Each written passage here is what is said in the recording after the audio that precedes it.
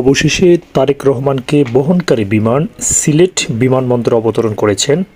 আমরা দেখতে পাচ্ছি সেই বিমানটি অবতরণ করেছেন। দীর্ঘ ১৭ বছর পর তারেক রহমান বাংলাদেশের মাটিতে অবস্থান করছেন। সিলেট বিমানবন্দর থেকে 10টা ৪৫ মিনিটে হজরত শাহজালাল আন্তর্জাতিক বিমানবন্দরের উদ্দেশ্যে ছেড়ে আসবেন তারেক রহমানকে বহনকারী বিমানটি।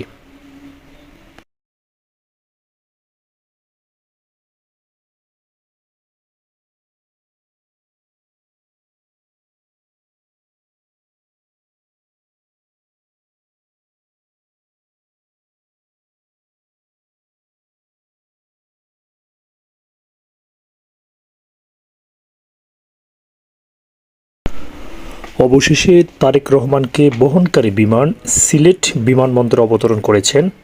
আমরা দেখতে পাচ্ছি সেই বিমানটি অবতরণ করেছেন। দীর্ঘ ১৭ বছর পর তারেক রহমান বাংলাদেশের মাটিতে অবস্থান করছেন। সিলেট বিমানবন্দর থেকে 10টা ৪৫ মিনিটে হজরত শাহজালাল আন্তর্জাতিক বিমানবন্দরের উদ্দেশ্যে ছেড়ে আসবেন তারেক রহমানকে বহনকারী বিমানটি।